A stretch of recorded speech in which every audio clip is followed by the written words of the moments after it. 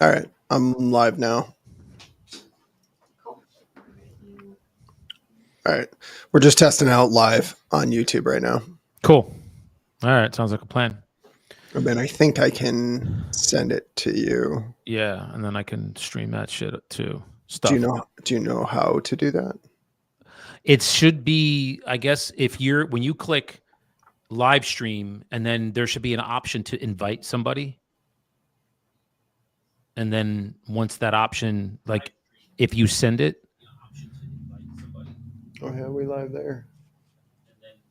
and then I would just mute that or make it lower so it's not double.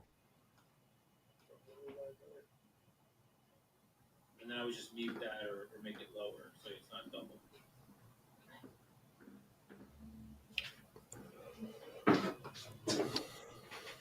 But again, if it's something that we can't figure out, we don't have to stream. We don't have to live it. We can just talk and cut it up and stuff. It was just something I threw out. Figure out. We don't have to stream. We don't have to live it. We can just talk.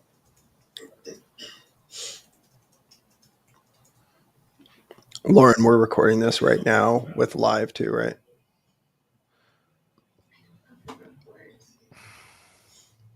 It should. Lauren, we're recording this right now with live. Yeah, I'm pretty sure we're recording too. You are. Yeah, I see the live. I mean, if it's live, it's recording. It's got to be. And it just dumps right into your YouTube live. Yeah, this is compelling stuff, dude. Everybody watching us live right now, just watching us in real time, figuring all this stuff out. Yeah. And that's how this whole thing goes. So why don't I kick it off? I mean, welcome to Beyond the Deal podcast. We have a special guest today, Mr. Daniel Mesrobian. Everybody clap it up for Daniel Mesrobian. Thank you for being here, my man. I appreciate you coming on. And we've known each other for a lot of years, but for those of you who don't know Dan, Dan's part of our Elite Builders Network here at EXP. He's a guy that I've known for a lot of years now. Just a really special human being. Not only has he been through a lot of ups and downs in his career, proven over and over again that he sort of has the ability to consistently go through and produce sort of amazing outcomes, but he's also just a genuinely good person and human being. And that's why he and I have always gotten along really well. Very honest about sort of all of our shortcomings as human beings and what has gone wrong in his life, just as I have shared what has gone wrong in mine. And that's where I think a lot of agents who get on podcasts and talk about sort of their businesses and how they've built them and how amazing they are, I think they fall short because it makes it almost unrelatable. And when I hang around a guy like Dan, I just feel a bit more of a connection, because I feel like all of us imperfect people who are just really trying to piece this all thing together, I feel more camaraderie with somebody like that than stands up and says, hey, listen, I made $1 million a year in my third year in business. And, I got perfect body and perfect, kids and everything else, and everything is awesome. Yeah. But I've always appreciated that about Dan, and I'm just privileged to sort of be on this journey with you here at EXP. So for those of you who don't know Dan, why don't you just give yourself a little bit of an introduction on where you are and who you are? Yeah, wow, that's a lot for me to live up to.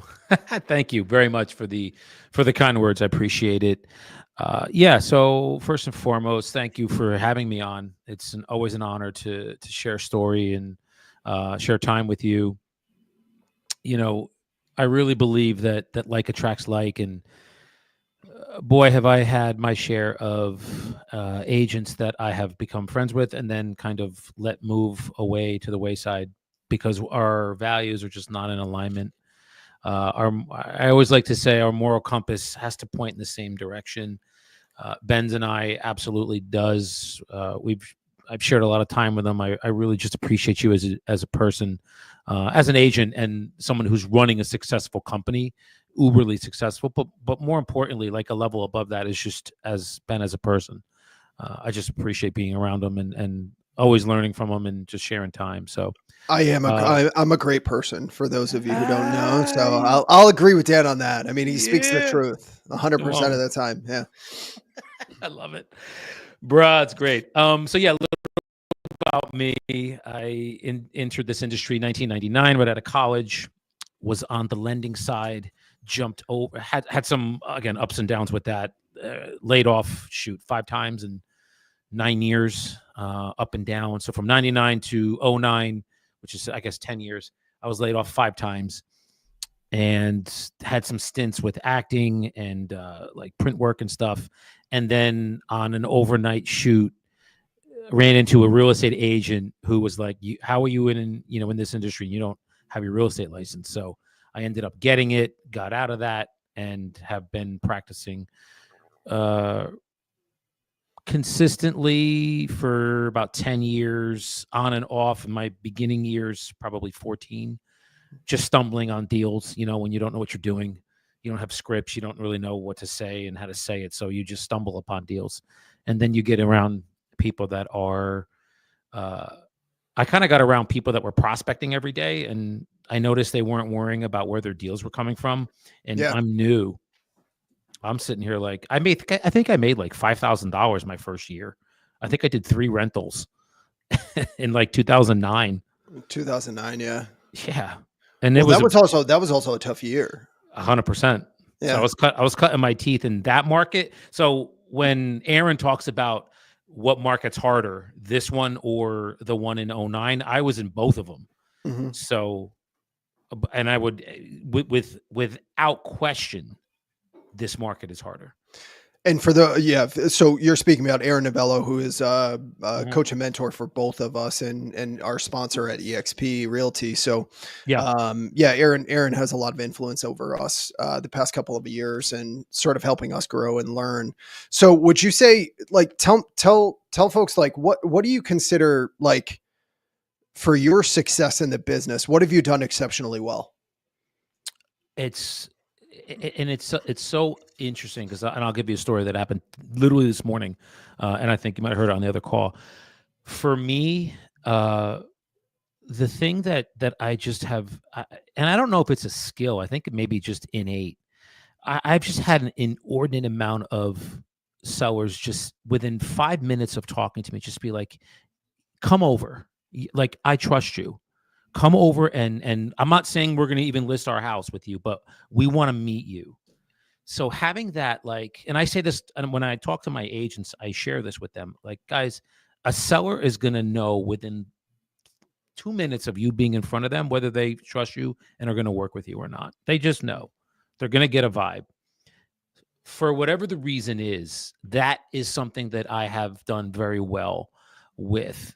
And But drill down on that, because, like, that's a hard thing to say. I just, create a bond with them. Why do you think that is? Do you think that that's like, how were you raised? Were you always talking to people? Were you always like this? Do you sort of, like, when you talk to people, do they naturally just sort of like open up and have real conversations with you?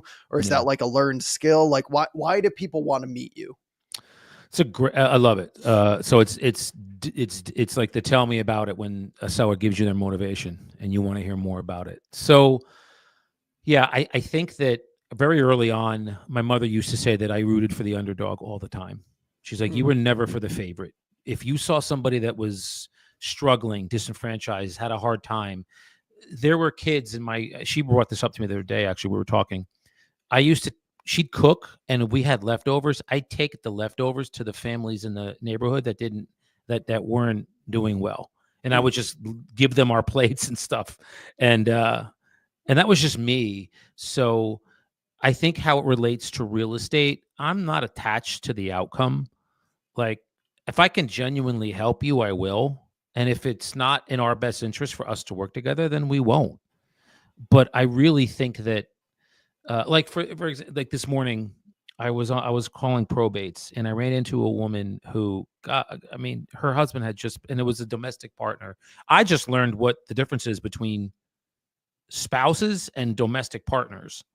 Very interesting.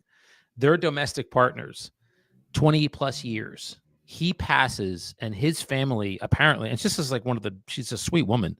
They didn't like her. So she's grieving this process by herself and is getting all these phone calls. Ben, I didn't get a chance to call anybody else. She talked to me for about an hour, and then I had to, prep and come up and get to the studio. So I really couldn't call anybody else. The reason I'm sharing that is this. She felt comfortable enough to speak to me openly on a cold call. I never even met this woman in my life. I'm okay with having an hour of prospecting time, having her share with me what's going on inside of her because she needed it.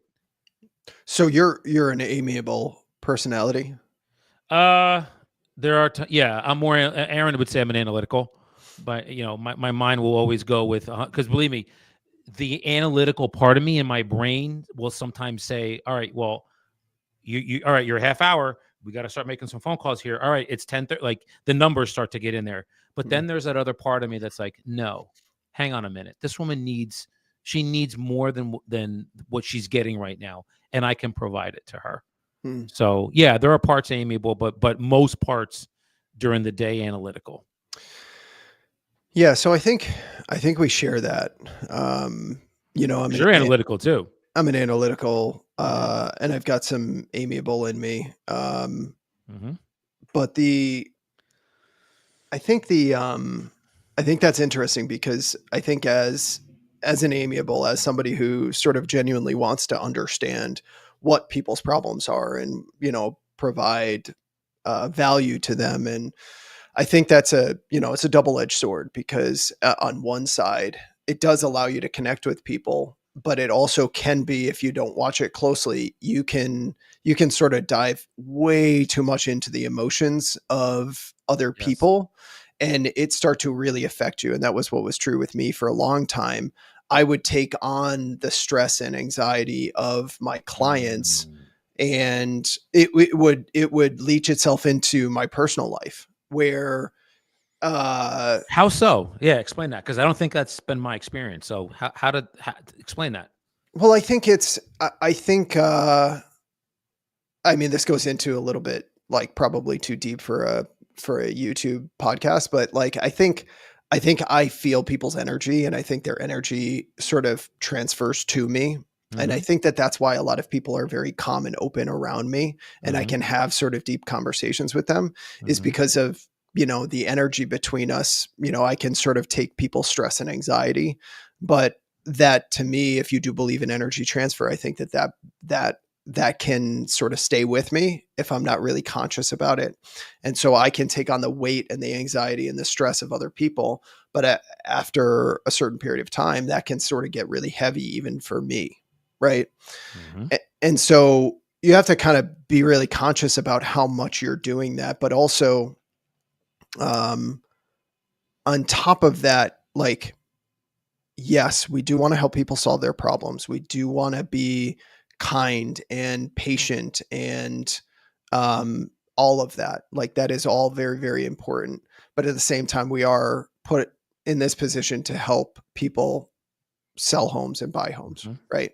And so I think sometimes, like you said, you can give an hour to a person and that is the right thing to do. I really do believe that. But it's something that can become problematic if you're not really conscious about the fact that you are voluntarily taking an hour of your prospecting time to go and provide this value and this kindness to this other woman. But to a certain extent, you got to make up for it at some point too. Right. Yes. So it's like everything in life has like a push and a pull, right? Like there's good and bad in every situation. Every positive situation has a negative. Every negative situation has a positive. And so what we look at is we look at trying to sort of skate that line and understand that if you do understand that there's a push and pull with everything, I think you can sort of direct your intentions a little bit better. Does that make sense? It does, and I'm going to piggyback on that. It makes complete sense. Number one, I absolutely believe in energy transfer. We're energetic beings, and if anybody ever thinks we're not, look at somebody who's in a coffin. The spirit is out of them. They are literally just this like piece of wax or like whatever we are just sitting there. The energy center has left.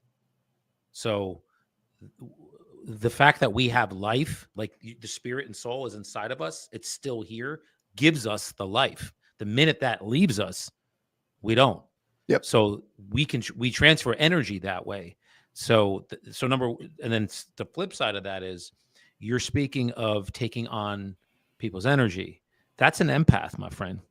Mhm. When you can feel other people's energy, that means you're empathetic. But there's another word for that too, which is an empath, and you can feel the energy of someone else. I have that to an extent. I can't watch. It's very difficult. I would never be able to foster animals or like work in an animal shelter. It freaking pains me to watch them. I can't watch them. You get caught up in those animal like videos, like Bro. with what is that song? Through the arms of an angel, you Yes. know that thing on the TV or whatever it is. Bro, I Yeah, can't you're like watch it. you're like, all right, here's my checkbook, take all the money. I was in Bali and I saw all of these, like most of these things on IG are from like Bali and, countries like that aren't that wealthy. So they can't control it. It's just, it hits me here. So when you say like those things can affect you, they affect me too. And it's funny. I was doing some courses, and when you're in a listing presentation and you're an amiable and you're presenting to an amiable, be careful, because that conversation can go off the rails and off to another direction. The next thing you know, it's an hour and a half later. You haven't even talked about the property, and she's like, or he's like, "Oh, I got other agents. I gotta go." And you're like, "Whoa, what just happened here? I thought we were bonding." Mm-hmm. So you got to be careful with that. Yeah, amiable to amiable. You've got to drive the ship because they won't, right? Mm-hmm. So it's important. So Yes. yeah, man. Like again, it's really great to have you. And again, I think this is what happens when you and I get together. We sort of start It just start goes, talking, bro. It just goes. and that's what I love about spending time with you. But Mhm. let's get into some value for some agents. So it's a crazy Yeah. time right now. We're in the first week of April 2025. And a lot of crazy stuff happening with tariffs and the economy. Interest rates are all over the place. Obviously, inventory is low. There's a lot of uncertainty about what's going on. So give me like, if you're talking to a past client right now and you're having a conversation with them, just kind of giving them an update on the market, give me an update on your market right now. Like, what are you telling folks is going on with the real estate market? So one of the things that I'm noticing is, and this is for any time really, but because of the uncertainty that's going on macroeconomically, we'll talk about stock market, our president, tariffs, all those good things. What we tend to do as humans when there's uncertainty is we tend to go like this and close up, and we close our wallets and we wait. And I think that that's what's happening right now. I have a couple buyers right now. They're ready. They're pre-qualified. They want to, they're ready to go. But each time they see the news, they'll call me and say, "Well, Dan, like, should we just wait?" And my answer is always, look, if there's if you want to buy something, talk to the person who was in 2020, 2021, even 2022 that said, "I'm going to wait for the market to change." They're already 20% behind because the properties, if they bought them back at that time, are worth 20 to 25% more than they are now. So why? There's no sense to me to wait. If you have the need now, buy it. Just buy it. Yeah. With sellers, I'm sharing with them, look, guys, the spring market's upon us. Inventory's low in specific areas where I'm at. You're seeing 5, 6, you're still seeing multiple offers. But there are areas where we're not seeing the activity that we did before. And I think, personally, there's less buyers. I think the buyers have started to get a little tired, a little buyer fatigue, getting outbid. They're uncertain about the market. Let's just rent another year and see what's going on next year. I'm seeing some of that in some of the markets that I'm working with. Do you think? What about you? Do you think there could be a pricing correction? Do you think prices could go down? I think they're plateauing. as we speak right now. I don't think that they're going to continue to. They can't. Like, no time in real estate history has prices consistently went up and stayed that way. What do we say? They run in 7 to 10 year cycles, right? Well, when did they really start to bottom out and then go up? 2011, 2012, in that area? Yeah, I would say, yeah, it was around 11 was probably the lowest. So 12. Okay, so will start 12, coming up. 13. Yep. Yep. Yeah. Okay. So now we're in year 12 Mhm. of that with a, what would we call COVID? A slight correction, because it initially brought prices down. And then after that initial, like, I don't know, 4 months, maybe, they skyrocketed Mhm. because everybody was like, rates are 3%. So everybody bought. We're in year 12 of that, Ben. I mean, history says So that they're then, going to plateau. so then it sounds like to me that you think that prices might go down over the course of the next year or two. I'd say they're probably going to plateau this year. I don't think they're going to go down this year. I think they'll probably plateau. They'll level out. Yep. Because if you ever look, they'll go up. They go up a little bit, then they level, then they'll dip, then they'll go up, then they'll level. And that level tends to be what? I don't know, 8 to 12 months, 8 to something along those lines. It's usually a year or a little less than a year. Mhm. And then it'll either rise or go down, which usually they'll probably go down. Yeah. But we had interest rate drops recently. Last week. Yeah. Did you have buyers start to come off the fence? Yeah, I don't know that there's been enough time for them to come off of the fence. I think the buyers that we're working with, we've been educating them on, the value in purchasing now and what the risks are. And I think everything is risk reward, right? So, there are some positives to purchasing right now. There are some, potential benefits if you wait, if certain things fall the way that they will, right? Yeah. Like you could get more purchasing power down the road through lower interest rates. But if interest rates come down, then prices might go up. Does waiting 6 months get you in a better position? But there's less inventory in 6 months than there will be over the course of the next 6 months. So it's a push and pull. And I think that's what you alluded to at the beginning was like, if you're ready to buy, then now is the time for you to buy. If you can afford it and it's the right time and the right opportunity comes, that's what I've been talking to my clients a lot about, is that your motivation has to match the opportunity that's out there. Right. Look at that. That's power right there. Absolutely. Because think about it. If I talk to clients that are like, well, listen, if I sell my $1 million home, I need something to downsize to. And if I downsize, like, what can I get for my money and that sort of thing? And I said, that's all great. But what I want you to think about is that if you could sell your home for $1 million and there's a 1-level, 3-bed, 2-bath, 2-car garage, mint condition for $500,000 in an area that you like, would you do it? And they go, yeah, for sure. And I go, well, then your motivation matches the opportunity. And until then, all we do is we take your motivation, we define it, which will change over time. Mm-hmm. If you have a certain level of motivation and you want to move, 2 years later, I guarantee you, if you still want to move, your motivation is going to be higher than it is right now. And therefore you might need less of an opportunity to actually make that move happen because the motivation is higher. Therefore the opportunity doesn't need to be as good. Yeah. But right now, if your motivation is, you know what, if the right thing and the right opportunity, the right price and all that kind of stuff, then great. I mean, that's rare to find low motivation with a wonderful opportunity in this marketplace right now. Mm-hmm. But it's possible. But as soon as you can find that motivation matches the opportunity, that's when we pull the trigger. And until then, we're just going to be on the sidelines. We're going to present the opportunities and we're going to figure out whether your motivation matches them. And if it does, great. If it doesn't, then we move on. So that's basically what we do every day. And so for us, I don't know how your market is. Expireds have not been, agents that are out there calling expireds. They're not bearing the fruit that they did.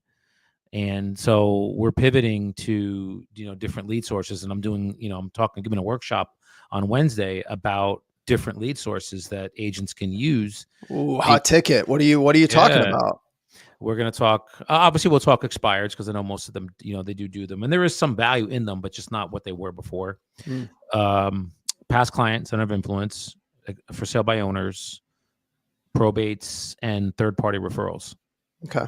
I'm going to go through all, and some of them are going to get more attention than others. I would imagine probates are going to get maybe the most, because I think they're being called the least. Mm-hmm. So, yeah. And do you have expireds in your marketplace? I do, but the ones that we're reaching out and talking to, at least the ones that I'm getting, and some of the agents that I work with, the motivation is just not there. They're Right, expiring there's a at reason these. that they're expired, right? Yeah, they listed it here, thought they could get what they wanted because of low inventory, didn't happen, and they're like, well, we can just keep it. Mm-hmm. So, not that I'm not calling them. I'm just getting better results from other lead sources. My past Realistically, like, when's the last time you took an expired listing and it sold? No, I also do commercial. So commercially, yes. Residential. Residential.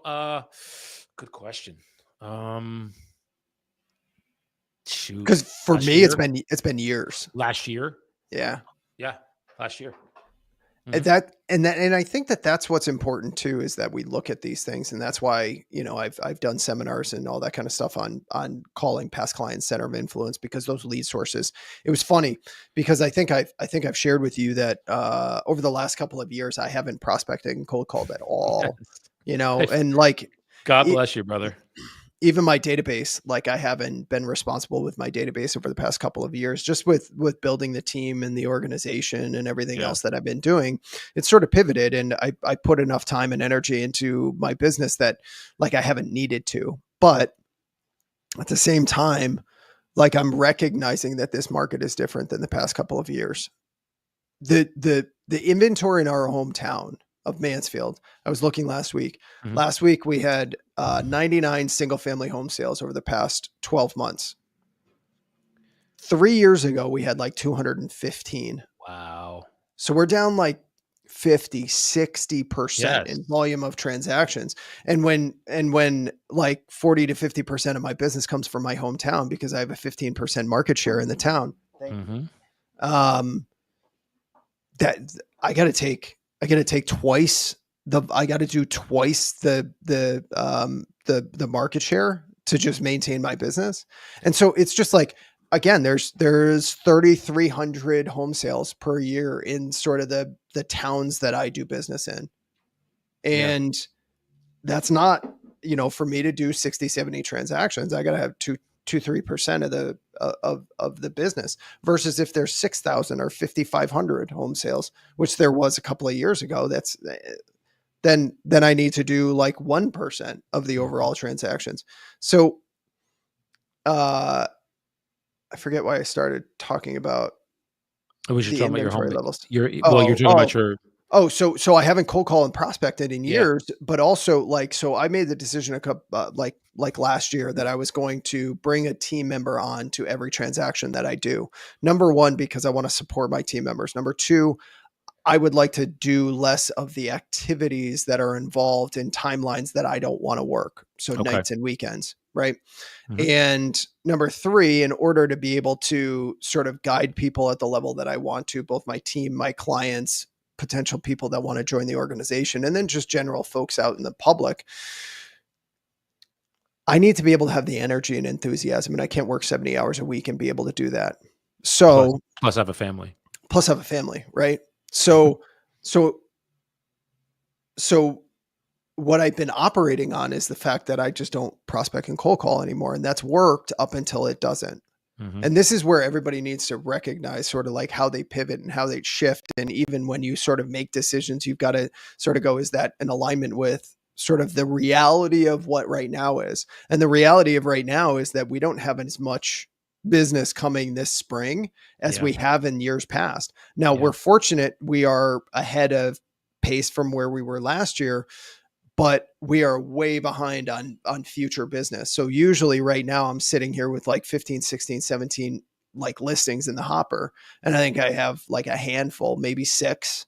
Mm-hmm. And that's like I make all my money April, May, June, July, right? That's where I bank my business. And so if it's not there, like the rest of the year's in trouble. Yeah. So Yeah.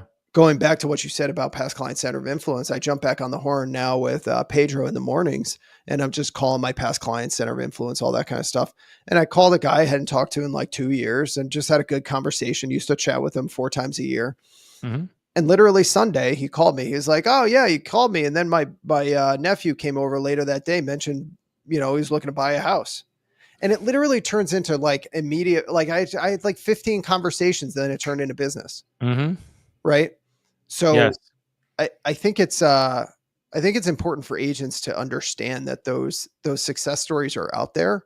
And that happened with one of my newer employees last year. She had like 195 people in her database, and she called all of them last year, and it turned into like something ridiculous. It was like 14 transactions happened from her man. right cold calls. So the size of the database doesn't even need to be that big, but it's incredibly powerful. You know what is coming to my mind, and agents, I can speak to agents on this. So what you're noticing, guys, is like if transactions are down, how much? I mean, just in Ben's area, 50%, 60% year over year.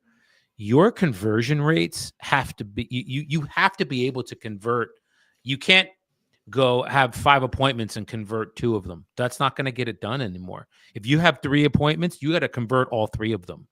Your conversion rates now need to be way higher because the market share has shrunk. Your piece of the pie has shrunk. So now you have to be able to convert them. Well, and how do we convert them? Like what's gonna be the reason for that? Skills, knowing what to say and how to say it, which is what he gets on and role plays with his team. I run a role play group where we role play every day with other agents. Like this is what we do to like sharpen our skills. So when we do get these appointments, we can convert them. Yep. Yeah, it's important. Yeah. Well, it's either that, right? So but my first coach in real estate was Kathy Anderson, and she was such a wonderful woman. And she used to say, I used to have the conversation like, does skill level matter more than sort of the numbers, like the volume? Yeah. And she was like, both, Ben. And I was like, no, but do you want me to like work on my skills and get better at that? Or do you want me to call more people? And she's like, both matter, Ben. And I'm like, okay, but can you tell me one so that I can concentrate on one? And she goes, listen, it's all a conversation about quality and quantity, right? So yes, you want to have better quality of conversations, but you also have to have the quantity of conversations that match your skill level. Again, we're looking at the push and pull of everything, right? Yes. So if you're extraordinarily skilled at what you do and you take an 85%, listings taken to listing appointments, and you can talk to 75 people and get a listing appointment, then you don't need to make that many calls. Right. But if you're newer in the business, like Pedro's got to make 400 or 500 contacts to get an appointment. Yes. And then on those appointments, he's probably batting 25, 30%. Yeah. So he's got to have, 3,000 conversations to get a listing. Yes. Well, that's okay. All right. So let's set up your schedule so that we know that your number of contacts will match, what the reality of the situation is. And then we can formulate it. And then, mentally, right? So you're not frustrated if you have to have 2,000 conversations to get a listing and you're on contact number 400. Your expectations aren't, oh, I'm going to get a listing now. It's like, get to 2,000 and then have a conversation with me, because that's what we know is true. Yes. Right. Yeah. And I don't know what those numbers are for everybody, but I think that's where with consistency of prospecting and keeping your numbers and recording them, then you find out, then the reality of your situation. Yes. Yes. And for the agents out there that actually prospect every day, you really should be keeping track of how many people you talk to and the conversion rates if you are finding someone that needs help. Because again, we're looking for people that have what we call life events. Unfortunately, someone passes away, and maybe their job takes them to somewhere else. They live in a 2-bedroom when they have 2 kids and they're having another. Like those are situations where they have to move. They need to move and they have to move. So that's what we're doing. So are you still keeping your numbers? That's a great question. I know I'm telling everybody to do it. I'm like, Yeah, I haven't kept them as closely as I used to in the it's past, but okay. You can I'm be going honest. You to. don't need Yeah, to. I Yeah. haven't. Like, I haven't. listen, I think sometimes people need to understand that if you like, you're not going to get into this business and all of a sudden not be able to call your database and not track your numbers like Dan and Yes. I have just expressed that we don't do, but we're telling you to do. You Yes. know, like it, listen, you haven't look at my face. You have not earned that right. If you want to earn that right, Mm, go right ahead. Go earn the right and then you can do what you want. Now, I'm not saying that Dan will be more knowledgeable and therefore have a better idea and have more success if he tracked his numbers. No uncertainty. mhm. If if if I prospected my database, I I know that not prospecting my database the past couple of years has probably cost me close to $1 million. It's a big Easy. statement. It's a big statement right there for all you Easy. listening. Imagine you're someone listening and they hear you say that. Guys, Two it's hour, real. 2 hours a day, 4 to 5 days a week. I've left $1 million on the table, like profit $1 million, guaranteed. Yep. But listen, at the time, I was doing things that were sort of, I made a conscious decision. This wasn't unconscious either. This wasn't like, hey, listen, I need the money and I'm gonna not do it because I don't really feel like doing it and I want to sleep in and sit around my pool and all that kind of shit. No, it was, listen, I have a particular direction that I'm going and I need to work mentally and emotionally on who I am as a person and figure out what's important to me. And the cost of that might be $250,000 a year, might Yeah. cost me $500,000 a year in lost Mm, business, but I made a conscious decision that that was worth more time. That was worth my time and the money that it would have cost me. yes. Right. And so as long as you're conscious about it, that's okay. Well, you just said something, and you've talked about this in the past, and it's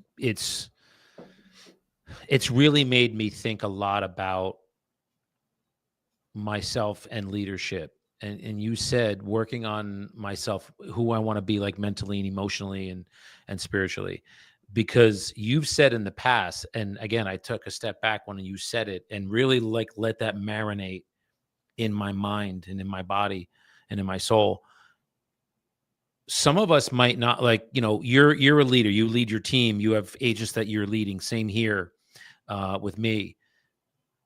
But sometimes when you are put into that role, you're not ready.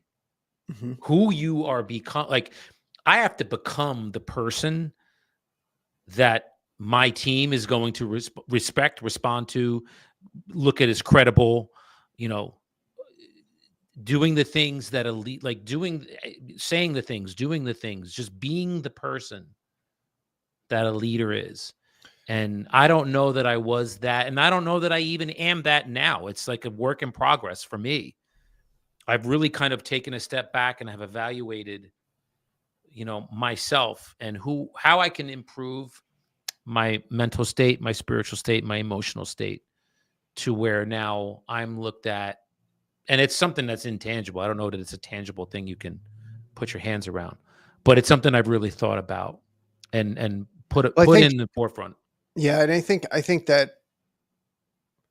think for me, it's more of a mindset than, like you said, than like a tangible, tactical sort Mhm. of evaluation. Like, and that's why it's tough sometimes with these sorts of things to evaluate like goals, right? What's your goal with mental, spiritual, emotional Yeah. health? It's like, well, I can't. I'm gonna get to the point where I'm a 9 out of 10 on emotions. It's like, well, What is how do you that? how do you define that? Is that the Yeah. number of times you cry per year? Like I don't understand. Like what is that? Yep. And so I appreciate you saying that because I think that that has been the biggest sort of realization or epiphany over the past couple of years is that I think that if you're purposeful and intentional about improving who you are and understanding that this is a process, that there's not a winning in my mind with development. It's just it's a sort of sitting in a place where you're always doing it. And I do think that the we earn the right to have impact on other people. And I'm not saying you can't in like as you're earning it, because you can have a certain amount of influence and impact on people as you're growing. Mm-hmm. You know, you can almost unintentionally do it just by the character and the nature of the who you are. And I Mm-hmm. think for a long time, any impact that I had on people was a direct result of just like naturally who I was without intention. Mm. But what if you set your intention to be the best version of yourself? And what if you set the intention of not looking at it as a situation that you're going to obtain? I don't look at it like I'm going to get to a certain level and then I'm going to be satisfied. Right? I look at it as a lifelong pursuit, and an enjoyable one at that. Because Mm. if you actually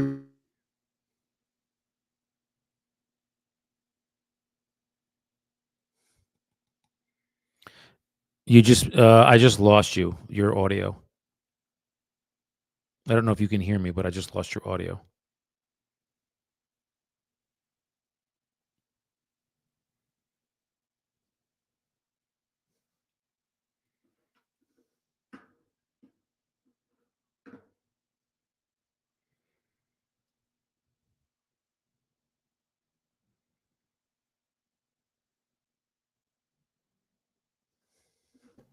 how's that? Any better?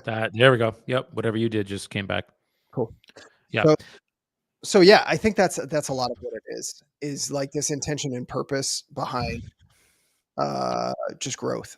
Yeah, I mean, we hear it's funny you say that. I mean, we hear that a lot. Well, it's the journey, it's not the destination, and you know, but when you really can take a step back and look at it the whole, it's I look at it like yeah, I mean, the journey is who it would be a crime if I was who I was 2 years ago, if I am who I was 2 years ago, 3 years ago, if I like I that but nobody is.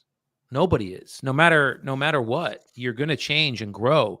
And boy, has it been like some fucking ups and downs, man. And there's been some struggle lately. There's been, uh just with just various things. And it's like sometimes you sit and I'll question, not why it's happening, because I sit here and be like, well, who the fuck am I to think bad things aren't supposed to happen to me? Oh my God, no, like things are going to happen to you. It's how we respond to them that actually makes us as people. To me, anyway, it makes you integritous. It makes you a person of character.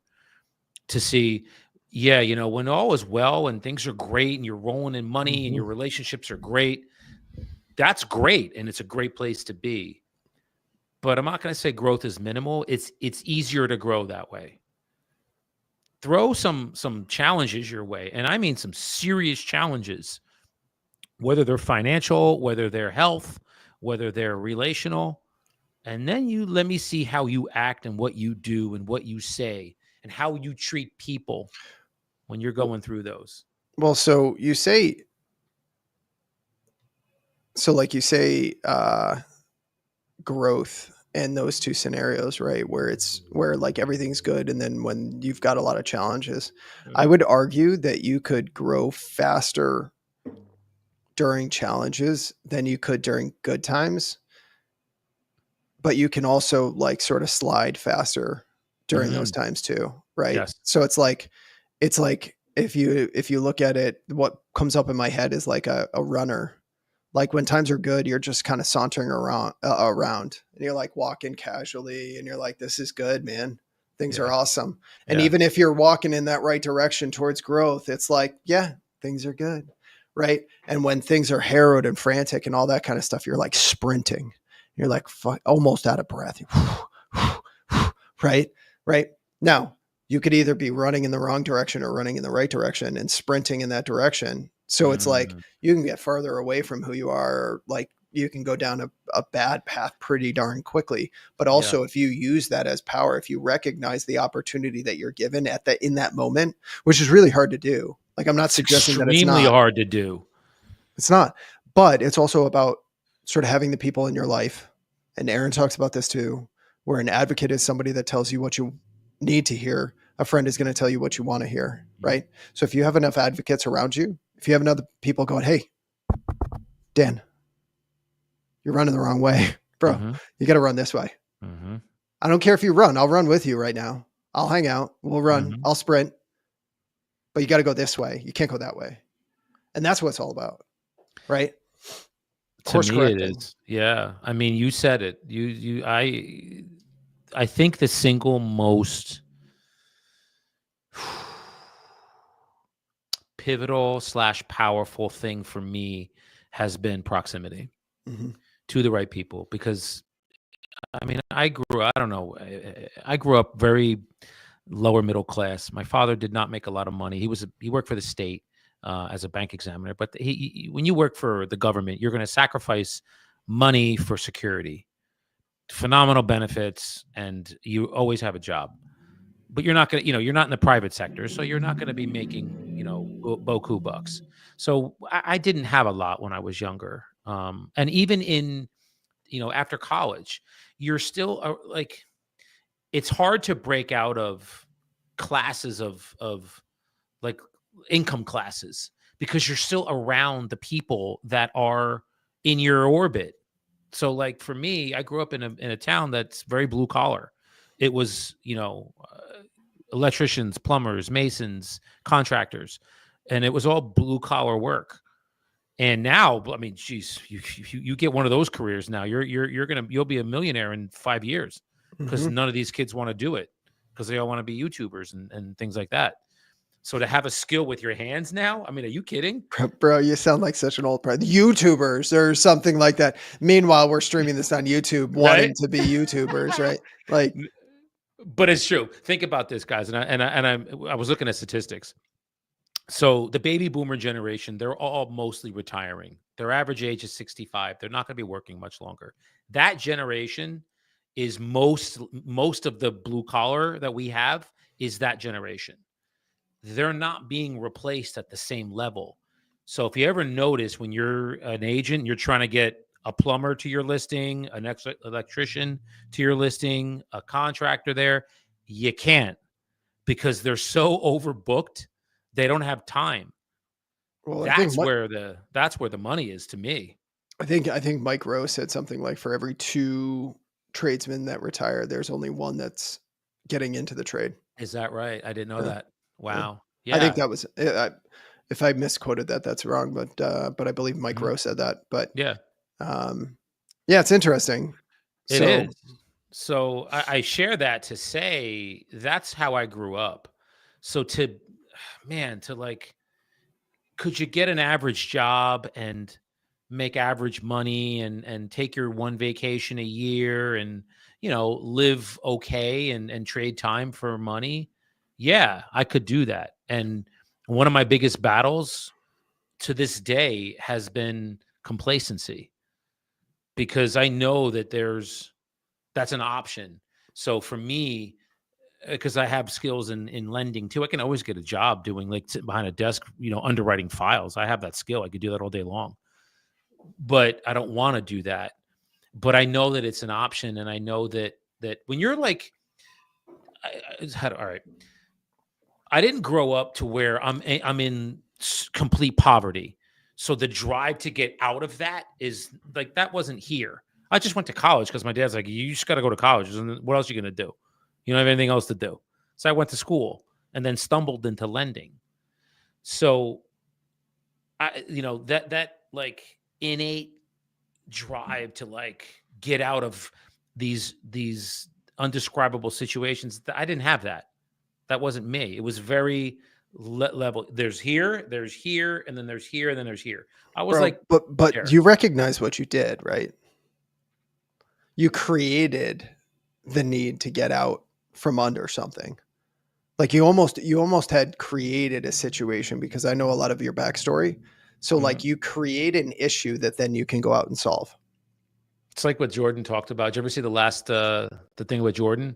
The Last Dance. Yeah, he created false narratives about Mhm. these other guys to go out and kill them. Yeah. And I never thought about that until you just said that. Yeah. Interesting. All right, now I got to let that marinate in my head today. Yeah, you're welcome. Beyond the Deal therapy sessions with Ben Uh, Esposito, right? it's No, true because but it's true. going back to proximity though, like I think what's important for people to understand is you never know when you're going to need proximity, right? Like I think people always they don't recognize it because if they're not in proximity to the right people, they can't possibly understand when the value is going to come from the proximity, right? Like how many times have we been either with one another or in Aaron's presence or in these situations with other powerful people where we're like, oh, oh shit. And all of a sudden you realize and you recognize, you're like, oh, that's, I got it. All right.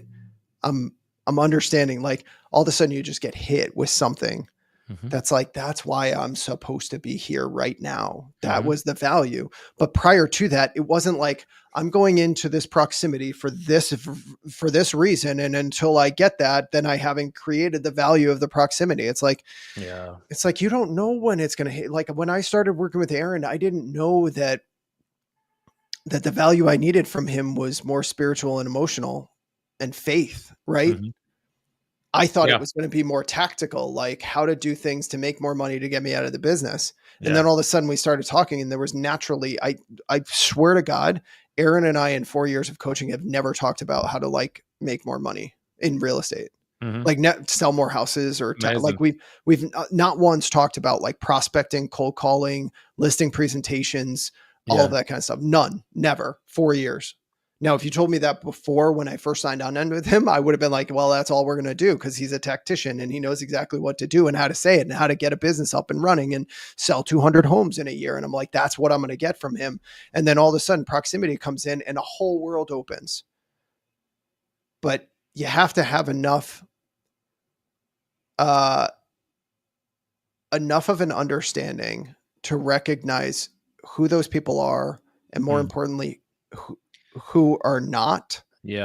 And just keep working on finding the people that are. And when you're in, you don't need to try hard when you're around somebody that you should be around.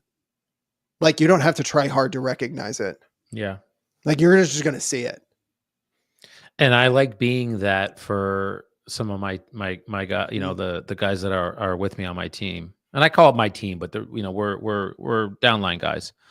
But some of them weren't doing anything, saw me, wanted to partner with me. And then when they did, so I went to college to teach. I don't know if anybody knows that. I was going to be a teacher. And then a mortgage company called me right out of college and that, the rest is history.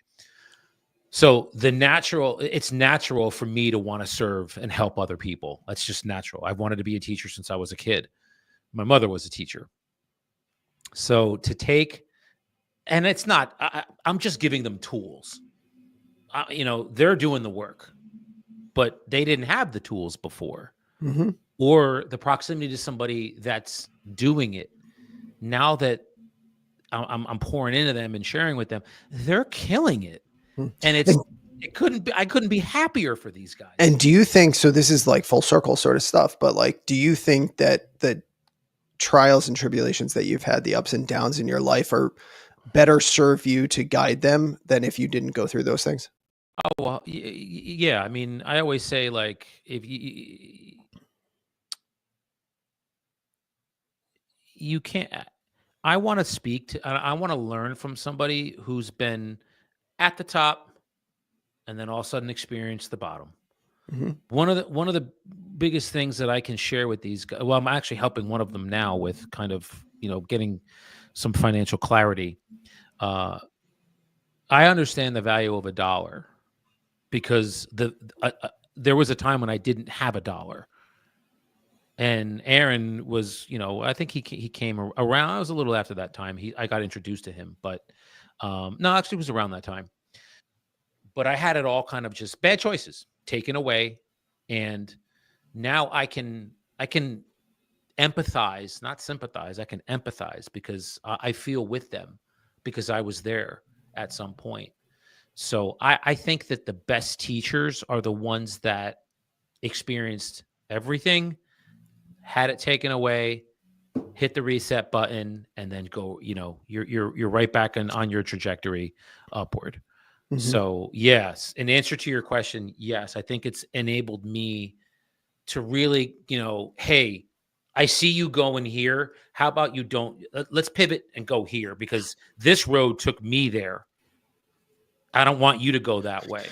Right. And that to a certain extent is why you've earned the right to have an impact on other people. And that's why the impact happens, right? Is because it's believable. It's not like Yeah. it's not like somebody is telling you who hasn't experienced anything, because again, you can regurgitate information, but if it Mhm. truly comes from you, if it truly comes from an understanding of what's going on, that's where it's most impactful. Bro, I say this a lot, and I mean this wholeheartedly. I don't want to, but it's true. Like I'm just the vessel, man. Like it comes like from God. It goes into my brain, and then I just spew it out.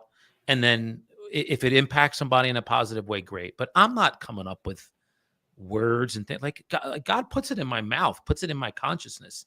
I'm Mhm. just sharing it. Everything is through. Like I always say, God is great, man.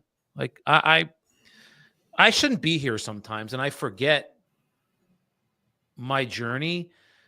I forget it.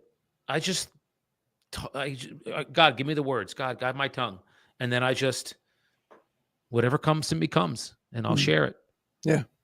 And that's some powerful stuff, because again, I think we're sort of both on a spiritual journey at this point, and a religious one, to understand a little bit more about it. And I think that's been very true for me too. Is that idea that we assume that if we do everything correctly in the right way, that the positive outcome will come, and we assume that if we make the right decision, that only positive things will happen, and if we make the wrong decision, then everything will fall apart. Mm. And I think we put so much pressure on ourselves. And instead of trying to let go and say that the outcomes are going to be the outcomes, the only thing that I have a control over is what my actions are, Yeah, and release some of that sort of control that we are sort of feel like we have to have, and sort of let go. I think when you let go, there's a sense of peace that comes, yeah. because whether it's going to be good or whether it's going to be bad, or whether you're going through hardships right now, which you were kind enough to share and authentic enough to share earlier, Mm-hmm. right now is one of those times where you don't, like, very realistically, there is a definite, there's a reason that you're going through the stuff that you're going through right now. And perhaps it's because in order for you to be able to have an impact on some group of humans, or have the impact that you want, you have to experience something like this in order to be in a position and earn the right, or go through this stuff to be able to talk authentically about it. And Mm-hmm. so that's where I say there's beauty in everything. Mm-hmm. Like even in the hardest times, we had a friend who lost somebody recently, and it really is terrible. But every time that I sort of prayed and thought about it, I had said to myself, allow this to be an opportunity for everybody there to understand the beauty of life and to connect with one another. And they give us opportunities. Every hardship gives us an opportunity to look at the beauty of why that happened. Yeah. And I'm not trying to justify why things happen. I'm just trying to point out that in every situation, there is an opportunity for growth. And maybe growth is the only beauty in that. Yeah. But that's a It's beautiful thing too. yeah. All right. Everything you said it's so I'm just like letting it marinate because it's powerful words. The hardest part that I find is yes, there is growth in everything, but damn it, when you're going through it, boy, is that hard to see. You just want what is going on to end. I just Mhm. want this over so I can get things back to the way they were before the strife and struggle came. Mhm. And I think for me, you mentioned control. And as an analytical, that's one of the things that, we love to have is Mhm. control. We ask 100 questions because in our brains we're trying to mitigate something 2 feet down the road. All right, well, let me just get rid of that's coming up. Like let me figure out how to deal with that, and then this, and then so you want to have everything laid out. And I think that part of what's happening is an unraveling of all of that internally. And it's I pray every morning, and shoot, man, God and I have, I mean, shit, he doesn't know anything. There's not anything he doesn't know about me. I talk to him constantly during the day. And what's interesting is God usually doesn't talk first. Like we have to talk to God, and then God will respond to us. Mm-hmm. I don't ever find God talking to me before, unless I'm putting something to him. And that's why I talk to him constantly during the day, constantly praying. I told this woman this morning, I said, I'm just sending you just real healthy thoughts of strength and courage. And she said, do you know my domestic partner passed away in September and no one said that to me? Mm. You're the first person that said that. Yeah. So it's like, yes, do I want what's happening to kind of, be done? Of course. But I don't pray that. I just pray, God, give me the strength to get through today. Give me the strength and the courage and the ability and the character to affect people's lives in the way that I can, and in a positive and healthy manner. And then guide my tongue. Yeah. So I always say to them, guide my tongue. Yep. Because I always want to speak words of kindness, words of joy, words of love to other people. I don't ever want to be unkind because of something that I'm going through makes me react in a negative way. Because I'll tell you this, does being positive work 100% of the time? No. But damn it, being negative does. Mm-hmm. Be negative 100% of the time and see what kind of results you get from that. Yeah. That's 100% of the time. Because do bad things happen to good people? All the time. Sure do. Yep. And it goes back to what you were saying about, you can sit and think that you're doing all these good things, and because you're a good person and doing these good things, good results are going to happen for you. And it doesn't work that way. Sometimes you don't. So me personally, I always think about it like, well, I always have a spotlight on me. And now I always think about my father, because he passed away, a year and a half ago. And I see it like I really needed help the other day. I just was like in such a place, and I prayed to my dad. And don't you know, like I woke up at like 3:45 in the morning, like crying, bro. He was in like my dream there. We hugged, told me he loved me. Like it was there. Mm-hmm. So I'm just so grateful that I can pull and call upon those kinds of things when I need it. So I know that I'm not alone. My dad's got my back. God's got my back. I got the greatest thing ever, the greatest entity ever behind me, which is God. Yeah. So nothing that I'm going through will ever be too much for me. I'll battle till the day that I'm not here anymore. And so, yeah, for those of you, any of you out there that are going through something currently, like know that there are people out there and entities, your creator that is out there that will be with you. Well, I think, and I think what could potentially be impactful for some folks that potentially look at the two of us, with, I don't know way to put this, but like who look at us, discernibly, we make a lot of money. We have a lot of impact on people. We've got a lot of nice things, all that kind of stuff. Mm-hmm. That there can be sort of like, put them up. They must have everything. And that's the thing that I used to do, right? Like I used to look at the people on stages and they make $1 million a year and they drive, the Bentleys and they got the suits and they're in shape and all that kind of stuff. And I used to assume that if I got to that point, that then I would be at peace and happy. And what I think is important for people to understand is regardless of the point of life that you're in, there are still struggles. Like it's not, you're not going to get to a point, I think, at least in my experience, you're not going to get to a point where all of a sudden you sit back and you go, you know what? Life is good and it's going to remain good. And it's just like peachy keen, hunky dory all the time. That's not the way that it is, right? There is going to be hardship regardless of what direction you're going. And and you mentioned something earlier that made me think about sort of like what I spoke about on stage down in Florida, when I said I would rather be sort of uncomfortable in growth than uncomfortable staying the same. And it's uncomfortable staying the same. try being the same person, getting up, doing the same thing every day, not going out, not pushing, not doing anything else. Those people will lull themselves to sleep. And the only way that they can deal with it mentally is they distract themselves. Whether that be television or the internet or, habits like drinking or drugs or whatever it might be. Right. They distract themselves from the idea that they're thinking about so that they don't have to deal with it and face it themselves. And so again, it's proximity. You never know when those things are going to need to be pointed out. For somebody like you, all this hardship where you had that difficult moment, like, let's assume that all that hardship goes away and you're not actually sort of in that moment where you're so overwhelmed, and you pray to God and you ask him and you ask your Father to kind of give you support and help.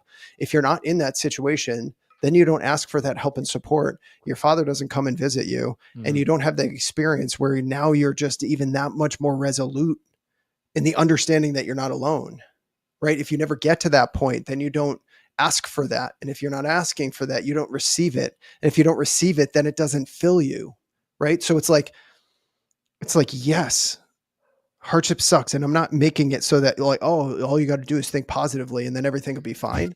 That's not, I'm not suggesting that that's true. I wish it was. But what I'm saying is that if you have the understanding in the moment and you can recognize it, or have somebody that you're in proximity to, whether it be Aaron, whether it be me, whether it be somebody else, slap you upside the head and say, hey, just giving you perspective. I'm not saying that it's not hard, but here's some perspective. Yes. Here's the beauty of something that is happening right now as a result of the hardship that you're going through. And also understand the beauty of the hardship that you're going through has compounding effects for your impact on other people down the road. It's not meant to make it easy, but it is meant to sort of give you the perspective about why it might be valuable. Yeah. And hopefully with that realization, it just takes some of that weight off.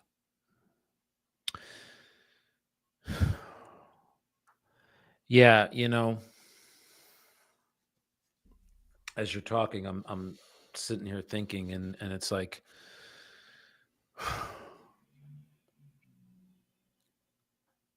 nothing is, the great thing about life is it's temporary. Everything is temporary. Nothing is permanent. Situations, relationships, they're always they're ever changing. Everything is ever changing. And I think one of the, if I could relate this to real estate, I'll try. But I think for me, one of the things that I've had the most challenge with is, again, we go back to that kind of letting go, and then at the same time appreciating the struggle for what it is. Because there's a reason, like, struggles just don't come to us, guys. They don't. They come to us for reasons, and usually it's reasons of growth. Ben spoke, and this is really great that you said it. Like, you don't want to be like this. You don't want to be like just the same person. That's mastery. Is a lot of mastering something is living on that plateau. You're going to have these little spurts of growth. And I read, Aaron got me to read the book Mastery. And when I was, this was 8 years ago, I read it in 2018, 2017. Growth is like tiny spurts, but we as humans always think that it's supposed to be like that, like this. And it doesn't go that way. It'll go like this. Then you're like this for a long time, a long time. But that's where the most growth is right there. And then you're going to dip, and then you're going to go back up again. And if you notice, it's always a little bit of a projection upward. Everything's always upward, but it's not how we want it, not how I want it. And I fought this for so long. Aaron and I would have calls, and it'd be like, I don't know, man. Like, this thing ain't working, bro. Like, I don't know. And he's like, come on, bro. You know what you need to do. You're on the plateau right now. Appreciate it. It's not going to continuously, and he would reel me back in. Yeah. And now what's happening is, and it's funny, you said you and him haven't really ever talked about like finances for the first probably 4 years of my time with him. That's all we talked about because I was such a shit show. And then things turned around, and now it's more like what you guys talk about, which I'm grateful for. Yeah, and he's been somebody that I've leaned to on for that as well. But I think to wrap up like a bow on what we're saying, it really takes internal skill to appreciate, take a step back, put yourself in front of you and say, you are going through something right now, and let it happen. Like don't push to try and get it over with. Experience what it is. What do you feel? What am I feeling right now? Is it angst? Is it anger? Is it frustration? Is it jealousy? Is it envy? Is it love? Is it happiness? Is it joy? Is it whatever it is? That's the gamut of human emotions. And now that I'm at where, like, I don't know if you knew, like, I went to my property in the Smokies like 3 weeks ago, 4 weeks ago. Like, I just had to get the hell out of here. It wasn't rented. And I just looked at it on a Sunday and was like, I'm going. And I drove 8 hours or 9 hours to get there. And I was there for a week. Like, that's to the level of what it was. And so, yeah, like are we successful? Yes. But do we have real problems? Yeah, I do. I can't speak for you, but I have real problems, guys. And I have people that I go to and ways of me kind of dealing with them.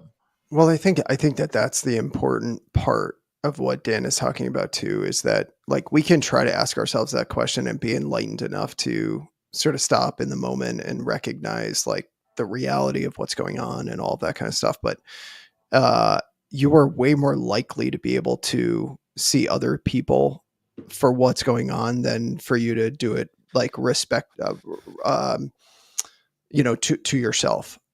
Right. So like, that's where people like me and people like Aaron, people like you and people like Aaron for me, right, are able to give me that perspective. The people that are in my life where they can point out the things that I just can't see. And that's why proximity is so important. And when you don't realize what you're going to need, but when those people are in your life, they're there for a reason. Yeah. And I think it's really powerful. So I think I don't even know what we would sort of label this podcast as, but I don't know. But like, I think, yeah. I was just going to say, just to piggyback on that real quick, you don't know because you're in it. Like, I'm in it. So I can't see things that you, as my good friend, would see on the outside looking in. Right. I can't because I'm literally in it. It's like someone in a relationship that they shouldn't be in. They don't see it, but everybody else on the outside does. Yeah. Because we're on the outside looking in and can see it subjectively or objectively. Objectively, yeah. Yeah. Yep. Yeah, it's crazy, but that's the value of proximity and the value of just having good people in your life, and you don't have to try real hard to recognize it when they're there, but you have to try really hard to make sure that you find those people and you're continuously putting yourself in uncomfortable positions. And the easiest way to find those people is to be authentic and to be vulnerable. Like, if you're in that situation, you need to reach out to people and tell them you're in that situation, and the right people will be there. The people that aren't right, I mean, they won't be there for you during that time. But it's really hard to find your people if you're not going to put out there that you need help and you're ready for that. You have to be the one that's vulnerable, right? And you have to go out and want to find it. And you might need to get to a certain point in life to be able to recognize that. But I think that's a big part of it. So Agreed. I'm also recognizing our time, and I've taken up a lot of yours. And, so we'll have to do this again soon because, I didn't get to like a tenth of what I wanted to talk to you about. I know, man. But that's sort of how it goes when you and I get chatting. So, it always happens. Happens. Well, we can link up in like a week or two. We'll see however your schedule is the one that's kind of, I'll work around that. Let's just say that I'll work around Yeah. it. I think we can all agree that I'm a very important person. So yes, if we can end on. Yeah, boy. Yeah. All right. No, I Well, love it, listen. man. Ben Espo. Let me just say first and foremost, I can't tell you how grateful I am that you kind of came into my orbit. You're just one of the people that I just love spending time with, and I just I'm a better person when I walk away sharing time with you, and I really mean that from the bottom of my heart. So thank you for allowing me time to share with you, man. I appreciate you Yeah. very much, brother. Man, that sentiment goes both ways, and I appreciate you, and I appreciate you coming on here and sharing and being authentic. And I think that that's what people need to see, and that's what I want to share with people the most. Is just Yeah. we're all human beings trying to get better at what we do, and So the more I've talked openly and honestly about who I am and what I want and how I feel, the more growth I've had. So I'm sprinting. And hopefully I'm in the right direction. And I know Dan's right there for me. If I start yeah, going in the wrong one, he'll nudge me in the right one. So find your true. people. And if Dan Mm. or I could be of service or help for you guys, just reach out. Yeah, would love to. Be an honor All for right. me. So thank you, brother. All right. Thank you, Ben. Appreciate you. Right back at you.